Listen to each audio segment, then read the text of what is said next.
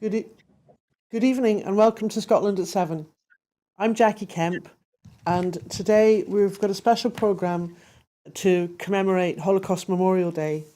And we have two guests, John Hajdu and Smajo Bešo, both of whom have experiences to share. And both of them were also at an event today in Parliament where they gave a speech and lit candles and talked about the importance of remembering the Holocaust and also other other events, genocides, other genocidal events, both in the past and those that are happening right now. But before we talk to our guests, I'm just going to give you a summary of. I'm going to. Okay. I'm gonna give you a summary of the news. Um, um, so, um, uh Okay, so we have the Ukrainian update, which is day 337. 11 people have been killed and 11 others wounded in a wave of Russian missile attacks that caused explosions to shake Kiev and um, it's not. Oh yeah, and air raid sirens to sound across Ukraine this morning, the day after the US and Germany agreed to deliver tanks to Kiev. Ukrainian air defences shot down 47 of the 55 missiles Russians fired at Ukraine. The country's top general said Russian missile strikes damaged energy infrastructure in Ukraine's southern port city of Odessa. No injuries were reported, but there were power blackouts, and some residents reported an interruption to the water supply. The attacks came the day after Joe Biden approved sending 31 Mi Abrams tanks to Ukraine, and Germany also confirmed that it will make 14 Leopard 2 tanks available. The key to providing tanks for Ukraine's defence against Russia was speed and sufficient numbers, Zelensky said on Wednesday. The Russian ambassador to Germany, Sergei Nechayev, has accused Berlin of taking the conflict in Ukraine to a new level of confrontation after the decision to approve the delivery of the tanks. The Kremlin spokesperson Dmitry Peskov has told reporters that Moscow views sending tanks to Ukraine as direct involvement in the conflict. Russian authorities designated the independent news outlet Medusa as an undesirable organization on Thursday, effectively outlawing the site from operating in Russia. Vyacheslav Chaus, the governor of Cherniv, has confirmed that the region has been attacked by a hack of the IT systems. A German citizen was arrested at Munich airport on suspicion of treason for allegedly passing intelligence to Russia.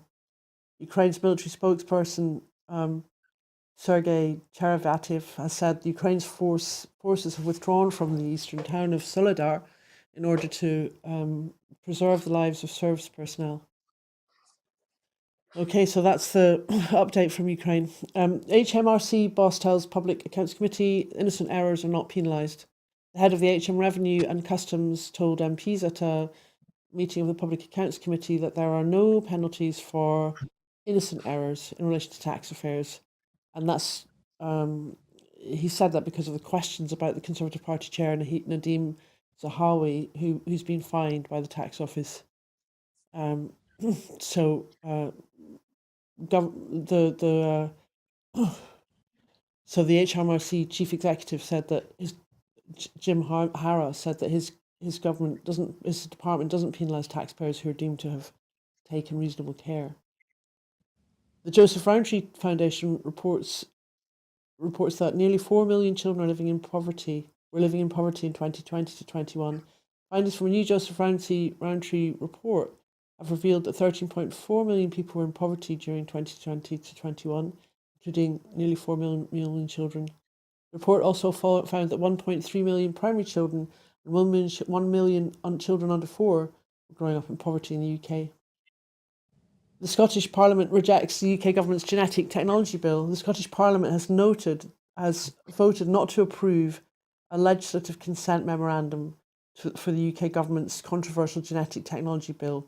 The Scottish Greens said that the bill would undermine devolution and environmental standards by introducing genetic modification through the back door. Meta to reinstate Donald Trump's Facebook and Instagram accounts. Meta has announced that it will reinstate ex-President Trump's Facebook and Instagram accounts in the coming weeks, following a 2-year suspension after the deadly Capitol Hill riot on January 6, 2021. His Twitter account was restored in November under new owner Elon Musk. The Scottish Government appoints a women's health champion. Professor Anna Glaser, OBE, has been appointed as the first women's health champion for Scotland.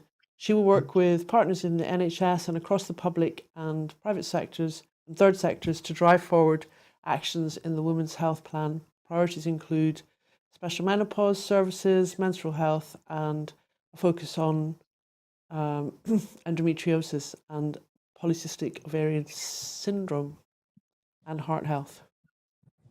£21 million investment in recycling in Glasgow. More than 21 million has been awarded to Glasgow City Council through the Scottish Government's Recycling Improvement Fund to modernise recycling in Scotland's biggest city and help improve the national recycling rate. So that's that for the news update. And now we'll talk to our guests.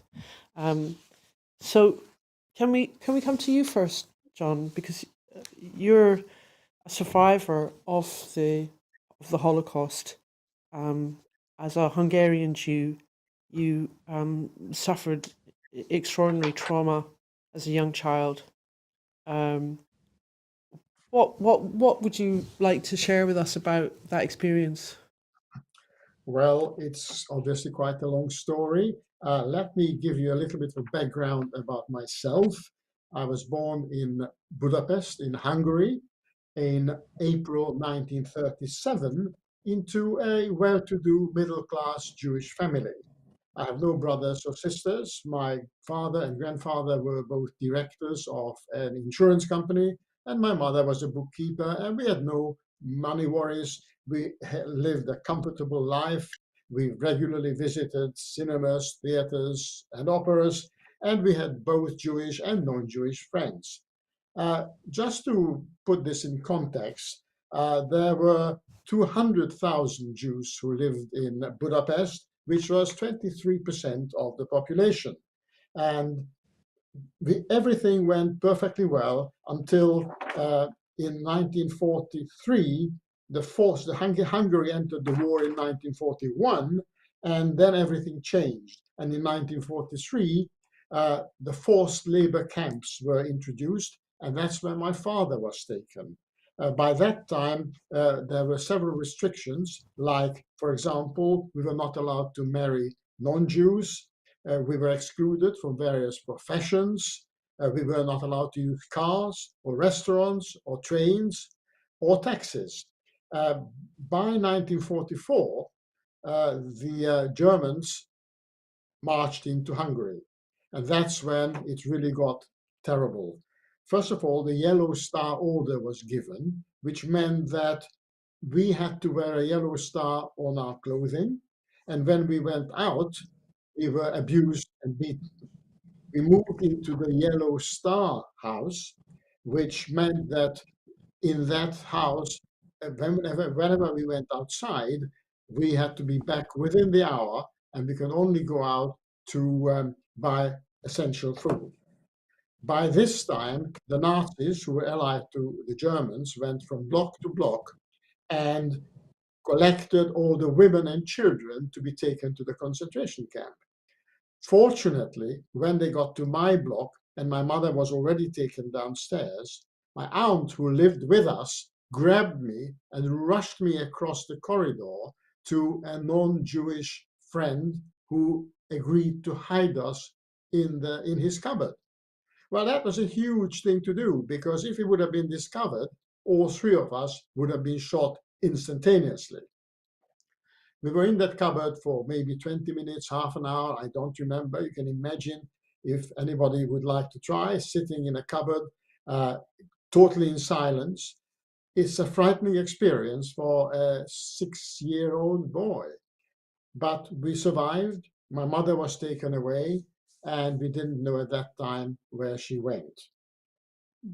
Would you like me to ask anything else at this stage, or would you like me to? Yes, that's interesting. And I'd just like to mention that the theme of this year's Holocaust Memorial Day is the kind of role of ordinary people.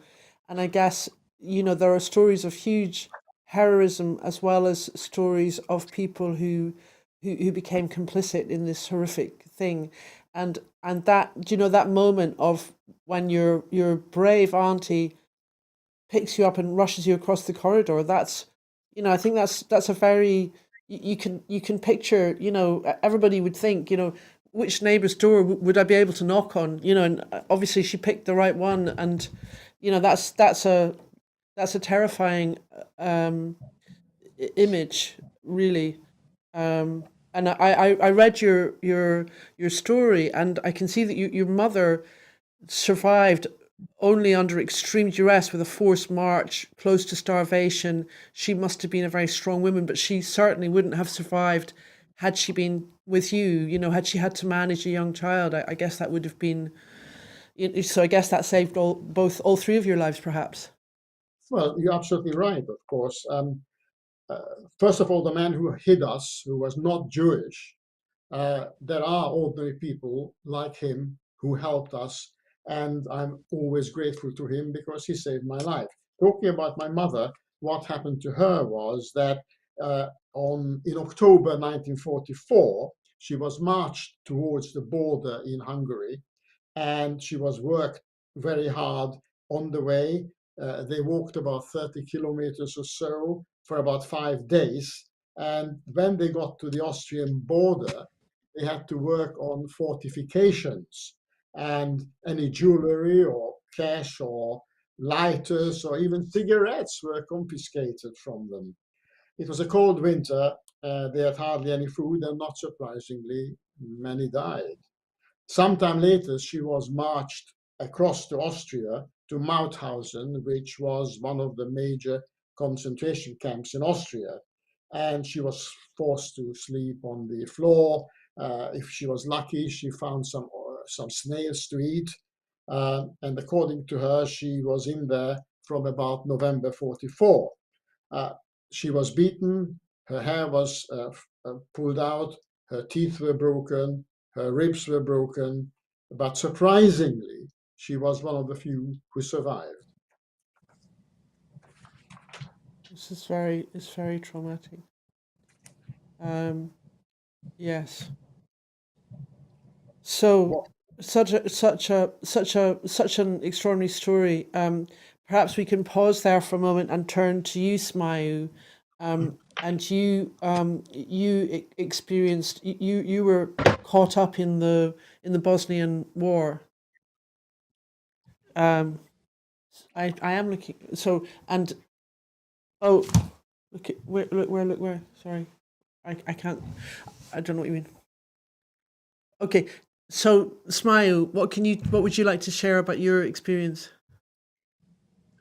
Well, first of all, I'd just like to thank John for having such incredible energy to educate us and help us learn from what happened in the Holocaust, because I know it's not easy, and John does so much incredible work, and he spent the whole day speaking today. He was doing media in the morning, and then at the speaker's house with all of us in the afternoon and speaking, and he does such incredible work. And now, it's 7 o'clock in the evening and he's still speaking and sharing his story, and I just have so much respect for him, if I'm being honest, and I could listen to him the whole day, and it's so harrowing listening to his story. Um, thank you very much. It's very kind of you. so much respect for you, John, and as I said, I hope this is listened to by as many people as possible. Bosnia, um, Bosnia was a modern, European country, and we had everything that we have here.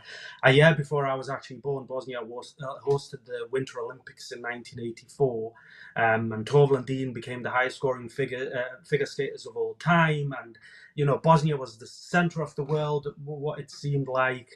And then, literally 6, 7 years later, the capital Sarajevo was under siege, and it became the longest siege of a capital city in modern warfare. And the Bosnian genocide is often reduced or simplified to the town of Srebrenica, where in July of 1995, more than 8,000, predominantly boys and men, a lot of women as well, and girls as well, were murdered by Bosnian Serb forces. However, what happened in Srebrenica was just, the culmination of atrocities that happened across the whole of Bosnia, starting as early as 1992. And then a year into the war, things got more complicated, and Croatia, supporting Bosnian Croats, got involved in the war as well.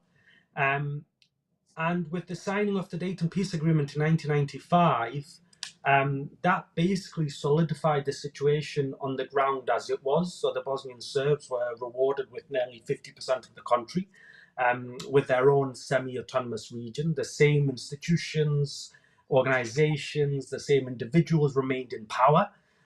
In the south, the Bosnian Croat entity officially disappeared, but unofficially it's still there.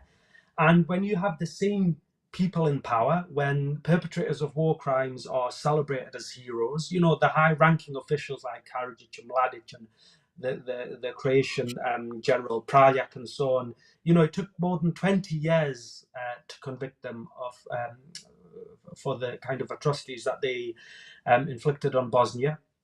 And what that has allowed has been that hateful ideology to basically carry on and expand. And I think that's why the Bosnian genocide is sometimes presented as something complicated when it isn't.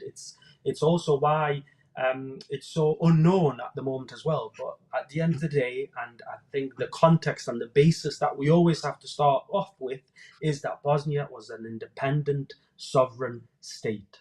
And it was invaded by its neighbors. Its neighbors supported groups within the country to basically divide it amongst themselves. So Bosnia was a modern European country. I was living in southern Bosnia in Herzegovina with my parents. My dad worked in a factory. My mom looked after me, my brother and sister, and life was really, really incredible. And no one really expected war, or no one expected for things to deteriorate so quickly, and especially for us kids, because your parents are constantly trying to shield you from the reality of what is happening around you. And for us kids, it was abrupt. It happened overnight. And then Bosnia became the scene of the biggest atrocities on European soil just 50 years on from the Holocaust. And in, nearly 4 years of war, more than 100,000 people were killed. More than 2 million people were displaced or became refugees. Up to 60,000 young girls and women were raped. There are still, I think, more than 20,000 registered female rape victims in Bosnia. There are around 2,000 registered male rape victims in Bosnia, which is something that's not spoken about at all. At the end of the war in 1995, there was 35,000 missing persons in Bosnia. Now, nearly 30 years later, there are more than 7,000 missing persons in Bosnia. Yeah. And as I said, the perpetrators are celebrated as heroes. And, events across Europe marking Holocaust, I think it's incredible what's been happening in this country as well. But we also need to remember that these things are happening now. And, the Sure. Bosnian Serbs celebrated the formation of Republika Srpska on the 9th of January. They literally celebrated, the Bosnian genocide. So this is still ongoing, unfortunately. I know. I think there are, there are echoes of all of these things, and I noticed that David Baddiel was on Sky News today, and he was talking about anti-Semitic tropes that have surfaced in things like Kanye West. So there are these elements, and I think as well what's happening now. We look at the Rohingya who are clearly victims of a kind of organized hate and discrimination, and about 1 million of them, almost 1 million of them, have been forced out of the country and are living in in Cox's Bazar. So that's a current situation, which I think has also some elements of what we've seen in your two stories. So how can we sort of prevent this kind of hate being kind of weaponized or exploited by people who want to use it for their own ends? John, what do you have some insight into how you think we can make sure these things never happen again? Well, this is what we are both doing. This is what all survivors who work with the Holocaust Memorial Day Trust and the Holocaust Educational Trust are doing. We go around to schools, to various institutions, adults as well, and we try to tell our stories and use it as an example because of what we have gone through. Hopefully should not happen again. I mean, for example, what I said this morning, that there are still over 2,000 anti-Semitic incidents in this country, which is appalling when you think about it. And while Holocaust, when we talk about Holocaust, we normally talk about what happened to the Jews, but of course that is insufficient explanation because so many other things, apart from Hungary and Bosnia, around the world, are still suffering. So the only way we can help this not happening is by talking as many times, as often as possible. And when I talk to children, for example, I talk for about 40 minutes with slides, and I get to a point where two of the slides show the dead bodies in Budapest and the tanks. And then I stop and I say, well, have you watched the news yesterday? Did you not think this is very similar to what's going on in Ukraine? And who is doing it in Ukraine? The Soviets. Who did it in Hungary? The Soviets. So this history is repeating itself. And by trying to explain this, we are emphasizing, both of us are emphasizing what must not happen again. Yes, that's very interesting, because yes, there are the genocidal. Yeah. So you've then moved forward to the 1956 in Hungary, which is after the Second World War, and that's when the Hungarian people sort of rose up against the Soviet rule, and were that uprising was kind of put down, and you were involved in that, and then it was after that you came to the UK. Would you like to say a little bit about that? Yes, I mean, maybe it might be sensible to just go back to October 1956 and just mention the fact that, in fact, the students had enough by then and they felt that there must be a change. And I give you an incident of what happened. One day, the students marched to Parliament Square, demanded an election. They demanded a 16-point manifesto to change life, and they demanded that the new prime minister acts on their behalf. 200,000 people were in that square. I live very near, and I was there in that group. But I had a feeling that something may happen, so I went home. And when I got home, I could hear shots being fired. Well, what happened was that the Soviet army were already stationed on top of the buildings surrounding the square, and they were just waiting for an opportunity, and they started shooting at people. And what happened was that even though most people tried to get home, about 300 people were left dead, and this is called the Bloody Thursday. The next day, when you went back on the square, there was blood everywhere, abandoned clothing, and so on. So that was the kind of thing which I was escaping from in November 1956. And what happened then was that I was working on the railway in a very lowly job, but had tickets. So a friend of mine and my mother and I decided that we must escape. Just to tell you here that you couldn't talk about this on the phone because you were overheard. And if you were overheard, you were taken away and not seen again. So I had to tell my father, for example, what I'm going to do, because my father by that time divorced my mother and lived with a separate flat with a family of his own. And that was the last time I saw my father, who in fact died age 51 of cancer. So what happened was we went across the bridge from where we lived to the railway station. And in order to get there, we had to make sure that we had nothing to carry because we would have been arrested. People would have asked, why are you going across the bridge? So all we could take with us was a bag of food and my teddy, which I have here with me. And that is the teddy which I have had since I was 3 years old. And I still have it.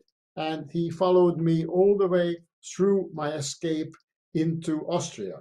Now, to tell you a little bit about the escape to Austria, we walked about 24 hours through minefields, through searchlights, and through tanks watching out for refugees.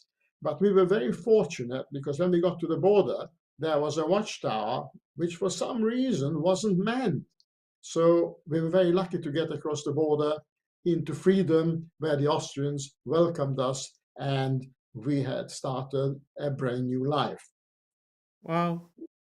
So your mother had she must have been a woman of tremendous resilience to take on that after her previous experience. Exactly. I mean, first of all, we didn't realize, we all thought she was dead. We didn't expect her to come back from the concentration camp. And she never talked about it. So we never figured out exactly how she managed to get out. It's one of those funny things that survivors don't like to talk. I didn't want to talk about all this until about when was it? 2012, when my wife persuaded me to write a book. She says, you must write a book. And that way you reduce the pressure on you. Maybe it'll help you in living a better life. So what I have done, I wrote a book which is here, which is in fact on the web, free of charge. And you can see it's called Life in Two Countries, which gives a Right, full explanation of my life. And right. sorry, go on. I was just sounding, yeah, yes, yeah. So that's interesting for our viewers. They can consult the book if they want to find out more detail. Indeed, and Yes, the reason I wrote the book was partly because I wanted my family to understand what happened to me as a child, later as a young man, partly because Hungary is a very small country, and people normally talk about what's going on in Poland and in Germany. But very rarely do you hear people talking about what happened to Hungary. It's only a 10 million people country in the middle of Eastern Europe. So I thought this might be an opportunity to talk about the Hungarian Jews as well. But of course, the main reason is that I talk about it in the book because I feel that present and future generations should hopefully learn those terrible dark days, and then we yes. can just shout loudly that it should never happen again. Yes, and I think it's important for each country to recognise their part. 'Cause I think in Britain, sometimes people forget that, when Guernsey was invaded, the population of Guernsey immediately rounded up the 8 Jews or whatever, however many there were there, and handed them over. So British people like to sort of imagine that things might have been different here, but they wouldn't have been. It was the same. So Smayo, um, you came to Britain with your father? Is that correct? Did your family, were they able to survive the horrific experience that you went through? I actually came to the UK on the 19th of July 1994, and I came with my mother and my siblings, my brother and sister, and we left Bosnia on the 19th of June 1994, and we came here as part of a UK government program called the Bosnia Project, and it was actually my dad on the 19th of January of 1994. So my dad was taken into a Croatian concentration camp called Dretelj on the 1st of July 1994, alongside, all my other male relatives, my uncles, cousins. He spent several months there where, beaten, tortured daily, deprived of food and medicine, awful things happened. And when they were discovered by the International Red Cross, the Croatian government was put under pressure by the British government, by the Vatican, and someone else, maybe the US at the time, to basically release the men that were in the worst condition. And basically they agreed to release 500 men. My dad was one of those, and they were taken onto an island called Korčula off Croatia for medical treatment. But really that was pretty much another camp. They had Croatian soldiers there guarding them. They were mistreated. And basically my dad was lied to. He was told, okay, now that you're out, you can go anywhere in the world, but you can't go back to Bosnia. So my dad was brought to the UK, and then, as I said, as part of that agreement, we joined him several months later. Most of my other relatives, they remained in Bosnia. Others that could, and it was usually when men were released from concentration camps, they would go elsewhere. So I've got family in Denmark, Sweden, Australia, literally all over the world, and we lost many family members during the war in Bosnia, and people experienced the most awful thing. And as I said, the hardest thing is that the perpetrators of these war crimes, we see them. When I go back to Bosnia over the summer, it's like walking through a crime scene, because the people that did these awful things are there. We see them in the places where they did these awful things, and they're celebrated. Yeah, it's very hard though, isn't it? I mean, so many people who get caught up in something like that just don't find the courage to, and like it's the same in Nazi Germany. It would have meant certain death. But I know in the first Edinburgh Festival in like 1947, in 1947, the Vienna Philharmonic, I think almost every member of that orchestra had been a member of the Nazi Party. So I think one has to sort of understand the context. Just one thing about the importance of broadcasting. The rise of the Nazis kind of coincided with radio transmission, and they had a very cheap radio transmitter which they made available to the poorest in society for almost nothing. And then every farmhouse and cottage, whatever, all over Germany had this radio which was just pumped out the whole time fake news and anti-Jewish propaganda. So I think that's we have a similar issue now, I think, with the internet, that there's so much misinformation. It's I think this dealing with this kind of irrational hatred is it's a huge issue for humanity. Do you see anything positive in the kind of in that the Balkans, the Croatia, the World Cup, or is there any kind of move for people to move beyond this history? I mean, sorry to be so downhearted about this, but for me, I don't see any positives at the moment. I blame the international community, or the so-called international community, because I think we're deluded into thinking that there's some kind of international community that exists, because I don't think there is such thing.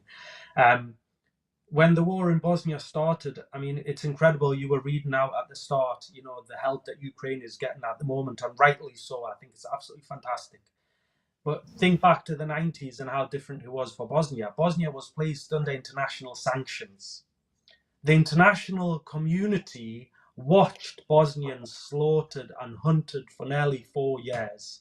So we didn't talk about a slow international response. No, the international community responded very quickly to disadvantage the Bosnians and to prevent them from this. And if we were able to defend ourselves, well, maybe members of my family would be alive. maybe my dad and the other male relatives wouldn't be in concentration camps. And for me, what makes it worse is, the Bosnian government was forced to sign this peace agreement, which, as I already, rewarded the Bosnian Serbs with genocide and more things. The Bosnian Croats, there are several international rulings that state that Croatia was actively involved in Bosnia. Croatia and Croatian first president Franjo Tudjman are named in the joint criminal enterprise in Bosnia. And Croatia was allowed to join the EU. Croatia doesn't recognize that joint criminal enterprise. The Croatian president was in Bosnia, just a few months ago, celebrating Bosnian Croat paramilitary units from the war in the 90s. Okay, so you feel that they haven't really confronted their past in the way that, for instance, the Germans, I think, have confronted what happened, and they haven't tried to deny it, but that's quite rare. Eventually, John. Very interesting what you've just heard, because in Hungary there is anti-Semitism, there is no press freedom, the judiciary is under pressure to do what the government tells them. This is amazing. Today, that's what's happening in Hungary. That's amazing. So the Hungarians haven't confronted what happened, you feel? No, and there's anti-Semitism. There's anti-Semitism. Yeah, I think there are, and I'm sure that's true. And I think there was trouble in Poland as well. In Poland, they like to try and blame the Germans, but something like 80% of Polish Jews perished. So the Polish people were obviously very complicit in that. Some countries were mounted a better, perhaps they were, I don't know, for whatever reason they found, like Denmark was able to get people out by sea. I guess they, and I think the French, something like half of French Jews survived. So there are, that one has to sort of, I think people have to confront the reality of what happened before we can move on. Would you agree with that, John? There's no question about it.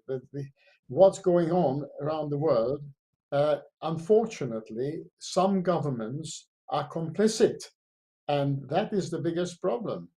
Somehow, what we are doing is very small compared to the huge, huge problem around the world. But that's what we are trying to do, to talk as many times as possible to as many people as possible and help. And that's why the two organizations, the Holocaust Memorial Day Trust and the Holocaust Educational Trust, are doing an amazing job in doing just this, talking about it, organizing meetings, organizing conferences. I mean, we just had the commemoration evening yesterday where 200 of us were there, and we were able to talk about what was going on and looking ahead, maybe being a little more positive.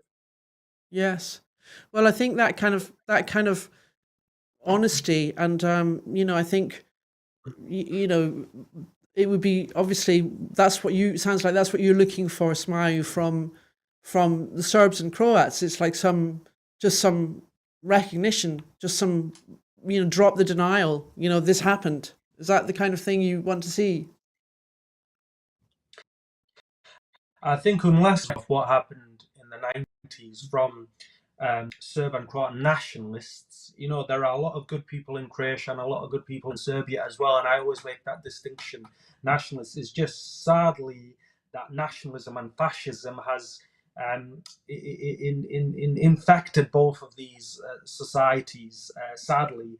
But in my opinion, and I don't know, it will be interesting to get more from John on this, but unless you have that acceptance of what happened, unless you deal with that, that's why we speak so we can learn from that. If we don't learn from that, then history will keep repeating itself. And if you celebrate war criminals, if you celebrate people that killed and raped, how can that be a healthy society? What are we teaching these kids? And in parts of Bosnia, in Mostar, which is a town in southern Bosnia where I spent several months, there are streets named after Croatian Nazis from the Second World War. Like, how can that be a healthy society? Where is the future? What are we leading to? What are these kids being taught in school? And that's my worry, that when you celebrate these things so openly, when they become part of the everyday, then what will this lead to? And John mentioned Hungary and the state of and everything that's happening in Hungary at the moment. You know, Orban and Hungary are openly supporting the Bosnian Serbs and the Bosnian Croats. You know, Yeah. they're big supporters within the EU of what's happening in Bosnia and Serbia as well, of course. Yeah. Yes, I know there is there has been a sort of amassing of far right kind of movements who've sort of shared sort of very dubious views of their own history, and you know, that sort of constant bringing up the truth and and asking people just to simply recognize it is good. I mean, I guess we saw a lot of that, you know, that kind of coalition around Trump and the right in America. But, you know, America has its own issues with slavery and the sort of hideous legacy of that, which a lot of people are in denial about. But, you know, just to return to Britain, the Rohingya, I mean, Britain has huge responsibility for what went on in its colonial past in Burma. And the current government has really abandoned its pledge to provide overseas aid to support the refugees in the huge, you know, million-person refugee camp in Cox's Bazar, for example, because they've reduced the overseas aid budget and they're spending like a large percentage of it at home on hotel bills. They're counting the hotel bills. So perhaps this is a little off topic, but I think each country has to be honest, and I think Britain is failing in its duty to help the people of the Rohingya, but also it's failed in Afghanistan and Syria and other places to kind of really do. Yeah. So we've seen a lot of rhetoric as well from the current government about the refugees arriving in small boats and so on. What do you think about the language that's used about these people? But quite honestly, I don't think I wish to get involved in politics. It's not really my role to do that.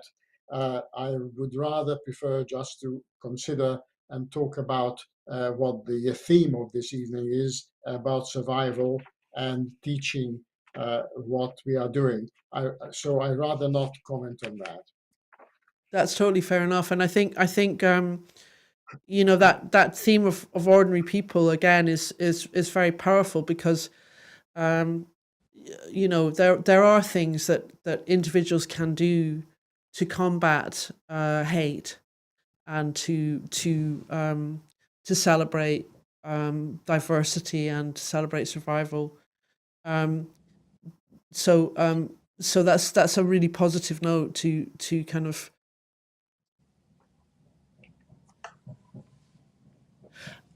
How many Holocaust survivors are there left in the UK now? Do you know? Well, we're not absolutely sure. We are probably about 30 of us who are actively talk to schools and adults. There are obviously many more survivors who are either not able to or cannot undertake this role because it's quite strenuous. Every time you give a talk, you Yes. remember what you went through.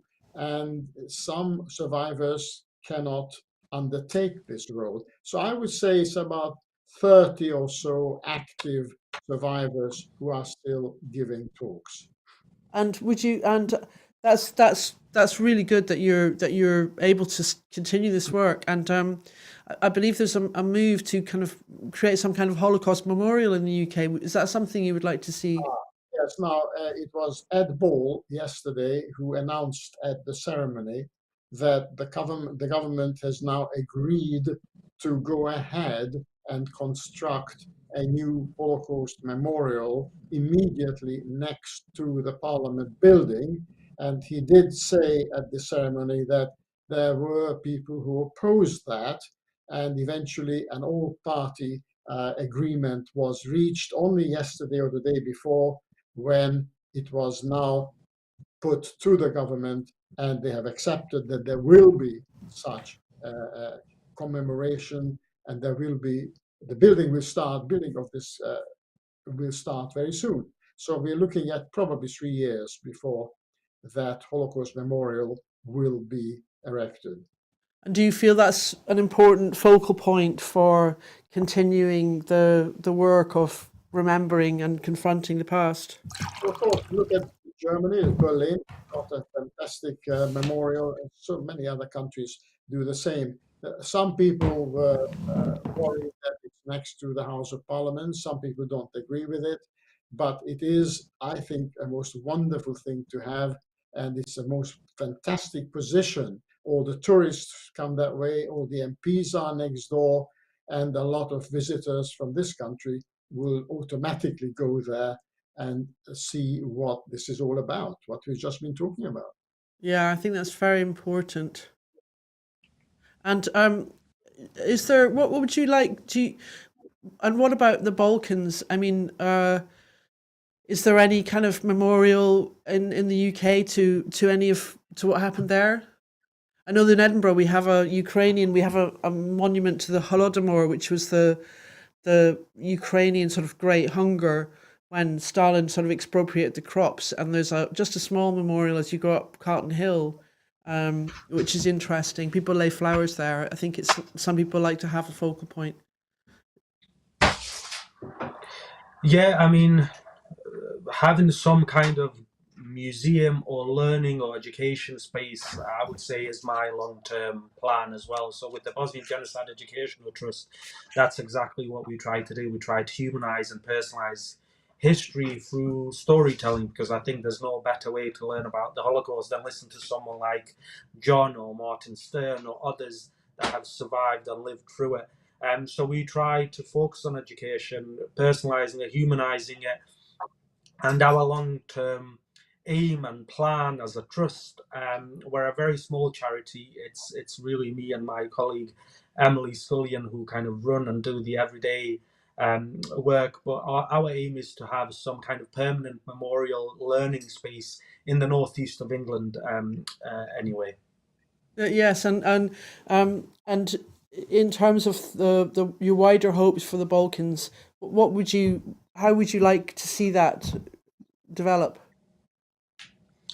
Well, I do worry with everything that's happening in Ukraine at the moment, and this kind of formation of these different groups in Europe, Orban and Hungary, and how they're getting involved in the Balkans. And I worry that violence or might lead to some kind of violent outbreak in the Balkans. That's my biggest fear for this year.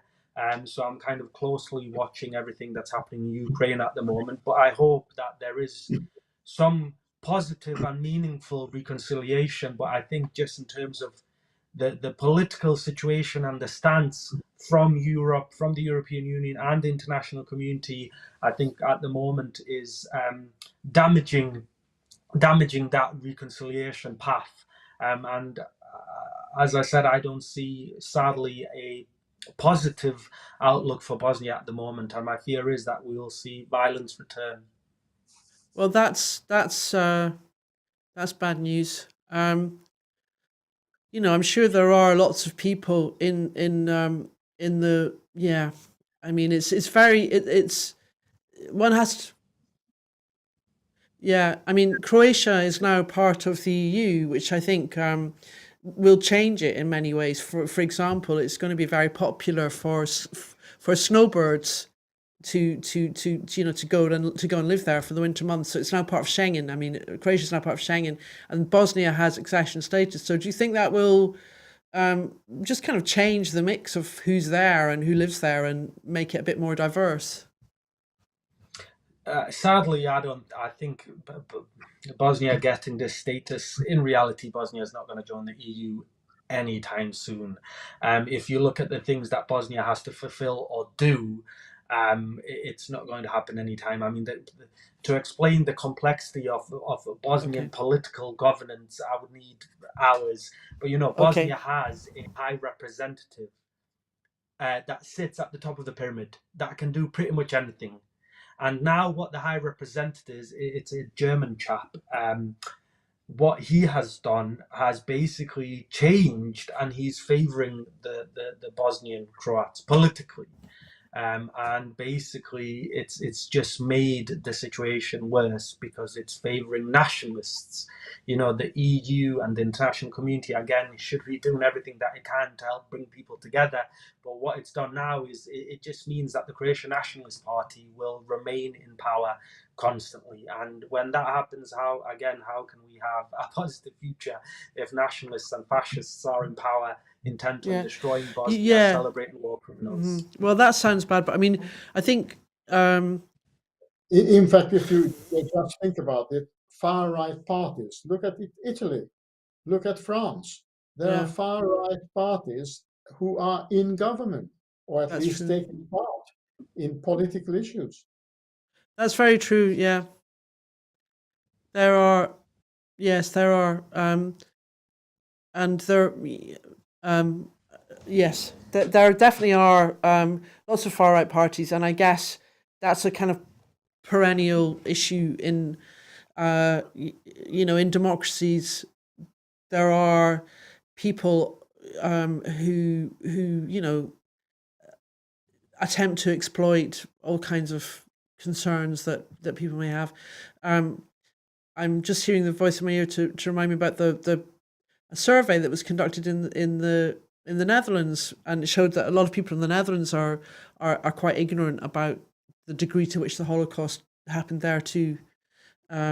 So there's clearly a huge amount of ignorance, and I really appreciate the work that you guys are both doing to kind of just to educate people and to help us to learn and to remember the past. But it's of course a constant struggle to understand these horrible, awful things.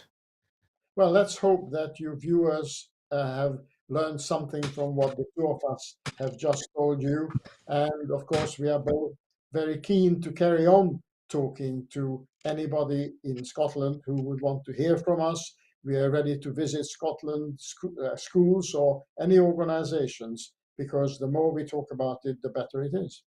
Thank you very much. That's really powerful. Would you like to make a closing sort of statement, Smajo? I think what John said there, where we're giving up our time to speak, and it would be great to come up to Scotland and maybe with John as well. But thank you for doing this show Okay. and giving us an opportunity to speak today. And anyone that wants to learn more about Bosnia can visit the Bosnian Genocide Educational Trust. But yeah, me and John are willing, and if anyone wants to organise an event, whether it's online or person, do get in touch, and obviously visit Holocaust Memorial Day Trust. And they have so many resources, so many, whether it's schools and lesson plans and videos, and there are different ways to engage with this topic. But I think hearing from a Holocaust survivor and hearing from someone like John that just brings this to life completely there's no better way doing this. But again, thank you for organising this event tonight and giving us a chance to speak. Well, it's very, very interesting. And John, would you just like to leave us with a final thought? Well, as I said, education to me is the key word. And that's why I wrote the book. And I urge people to go on the website, look at my book, which is Life in Two Countries, and you will learn you can either get it direct under my name, or if you go into Holocaust Memorial Day Trust, it gives you full information of my life. It tells you what happened to me, and that's an easy way of learning a little more about us. But the important thing is that what we are teaching, that what happened to us must never happen again. Thank you. Thank you very much. There's lots of food for thought there. and and tomorrow is tomorrow is tomorrow is actual Holocaust Memorial Day, the 20th. So I think it's a day to spend a little time thinking about the past and maybe doing a little research into some of the stories that we've heard tonight. Thank you for watching.